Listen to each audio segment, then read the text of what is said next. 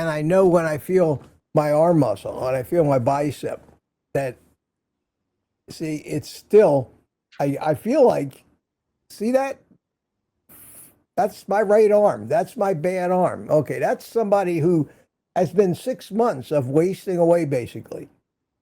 And 1 month of leucine and doing curls only every third day. Hello, everybody. It's me, Mitch, sitting out on my back porch. Got finished with my live stream this morning. Had a great panel and a great discussion. And one of the questions that came up during this panel was, have you seen any benefit from adding leucine, and it, I'm sure implied was creatine, to your diet? You know how I feel about supplements, and if you don't, I'll tell you. I think we shouldn't need supplements to be healthy on carnivore. If we're really practicing carnivore, not eating the plants, not eating the poisons, but nourishing our bodies with only those things that we know are normal and natural. There is leucine in almost all the food that we eat. There's creatine in the food, and we manufacture creatine. The two of these are confused very often because building muscle is the prime benefit we get from that, and endurance, but the two of them come at that from a totally different perspective. I answered the question this morning about the logic and the chemistry behind why I take creatine. And I also talked about leucine as well.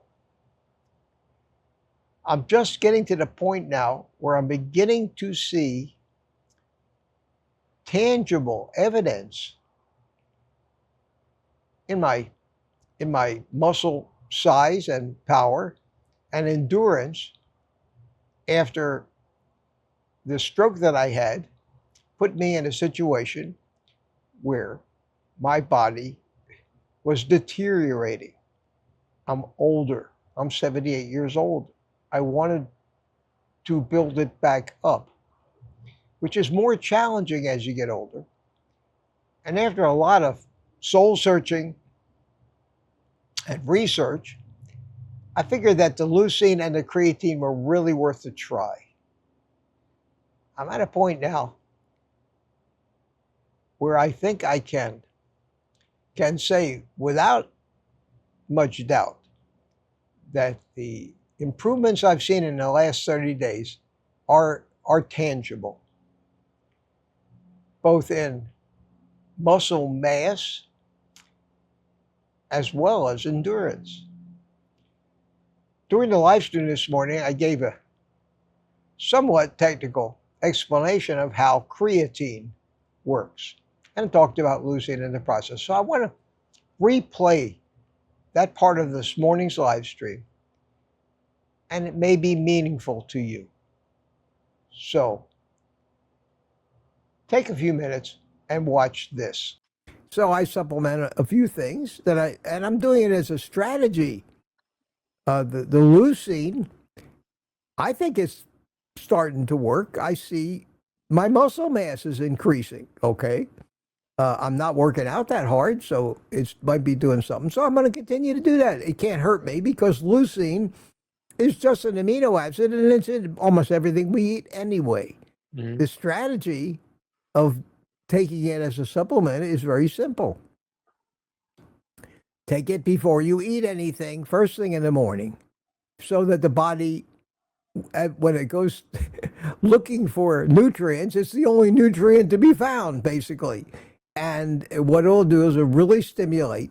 You'll cram it into your system. It'll stimulate muscle protein synthesis, which muscles need to rebuild. And you'll get more benefit from the leucine that way than you would if you just got it from your food. Because every animal food contains leucine. It's very prevalent. And a few extra grams a day is not going to help you. And the strategy is to mix it with the coffee. Because evidently the caffeine and all that stuff going in at one time really kind of opens up the floodgates into the cells and lets the cells get a good dose of this stuff and stimulate the protein synthesis. I understand that. I don't see that there's a downside or could be a downside to it. Then the creatine is another thing that makes a lot of sense, especially as you get older, because that's like a backup battery for your cells. You understand how creatine works? Louis, do you know? No. I mean, just from Creatine. your... Creatine is another compound that's in most animal food. We all have creatine in us. We all eat it. And what it does is we all have in each one of our cells a certain level of creatine phosphate. Creatine phosphate is a backup energy source to adenosine triphosphate. The key is in the term phosphate. We get our energy from phosphate groups, swapping electrons, swapping protons across a membrane of our mitochondria like a battery. Okay, and we are battery powered basically at the lowest level. We take all this chemistry to generate this ATP, and then we use that ATP by swapping out the energy, the one proton. It's like a battery using some of its charge. And then we go through the big, long chemical process again of recharging and remaking another ATP. But ATP becomes ADP, adenosine diphosphate. That has two phosphate groups. Well, creatine comes along and has a phosphate group attached to it. Mm. In that phosphate group, there is potential energy because we don't realize it, how fast these reactions happen in our cells. Think of this. Everybody talks about having ATP. You have in your muscle cells a 3-second supply of ATP. 3 seconds. 3-second supply. If you don't start quickly remaking ATP at a breakneck pace, in 3 seconds you'd be hitting the wall. So what happens is when we start using energy in bursts of things like sprints and things, we probably run the first 3 seconds on our ATP that's been stored and rely on like a hot water heater that has a instant hot water thing that, the tank is empty, but I can make hot water as fast as you can use it. Well, normally the human cells can make ATP as fast as we need it to be made, but not to the point where we can go on forever like that because the chemistry behind it runs out. Okay. So you're talking about these things 100,000 times a second, the cycle of that little protein motor spinning, making ATP 100,000 times a second. It's so fast. It's whirring constantly. This stuff goes on 24 hours a day in every one of our cells. We never stop. Okay. The extra phosphate group attached to the creatine is there to be used when it's getting to the point where ATP ain't doing the job anymore. And you're working out, you're using heavy weights, you've got that last rep going. We've all been there. You're pushing and it ain't going. It ain't moving anymore. And that shows you that you can't make enough ATP. Well, at that point, if the creatine levels, the level of creatine phosphate in your cells is at maximum, 100%, instead of the 70% that it normally sits at, that will give you 10 to 15% more energy. So instead of doing 10 reps, you will have the reserve to push that 11th rep. I'm going to continue to take the creatine and the leucine, and of course I'll keep you up to date on additional progress or any downsides that I might find, but I haven't found any downsides yet. Again, the two different supplements have two different reasons for me taking them. One of them cannot do the job that both of them do, and they don't do it together. The leucine promotes muscle protein synthesis, which is necessary to rebuild muscle. The creatine promotes having additional energy available for those times when we just push ourselves so hard that we use up the ATP that we have in storage, or our ability to make ATP fast enough to keep up with the demand.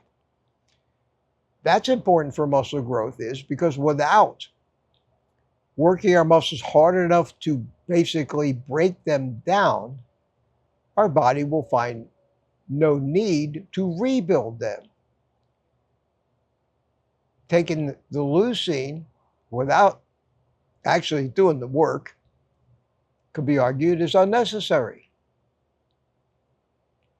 To do the work required to break the muscle down is where the creatine comes in. Both of these things will benefit you most coupled with high intensity exercise.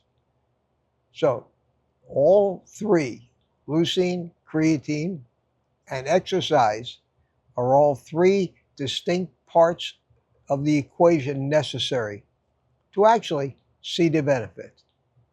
This benefit is probably way more valuable and important as we age, and may not even be necessary for younger people. But these supplements, creatine and leucine, are darlings of the bodybuilder community, and rightly so. As we get older, our needs change. The philosophy and the chemistry is the same. But what we're endeavoring to overcome, aging versus bodybuilding, is a whole different consideration. The downsides of both of these therapies, whether it be the creatine or the leucine, don't appear to negate any consideration that this will help. So if you're getting older like me, if you've had a medical condition that laid you up for a while and you notice that your muscles are kind of going away, that's sarcopenia. You also realize that the most important thing you can do for yourself to age well is not let your muscles deteriorate. We need the strength, we need the resilience that carrying an adequate amount of lean muscle mass on our body is one of the most important things to age gracefully. If you have an event like I did with the stroke and you're fighting back from that, I think that concentrating on building back muscle and stamina is the single most important thing that you can do to ensure that you're not just beginning the process of dying, but rather the process of aging in good health. For that reason, I intend to continue with the creatine and the leucine supplementation for as long as I continue to see benefits, and maybe even longer. I hope this is meaningful. I think it's incredibly, incredibly important for somebody my age recovering from a medical calamity it was a stroke, along with continuing to realize the importance of proper nutrition. And for me, that means a strict diet of no plants, no sugars and carbohydrates, continuing to eat meat, take the creatine, take the leucine, along with my electrolytes that I take. And we'll see. Time will tell. And if I'm still here in front of this camera 10 years from now, pushing 90, in better shape than I am now, I'll be able to look back and say, here's proof that I was right. In theory now, I think I'm right. That's the problem with finding proof. You have to wait around for it. And if I'm wrong, I may not be here in 10 years. We'll see. Take it for what it's worth. And while you're taking it, take the rest of the day off too. Eat the meat.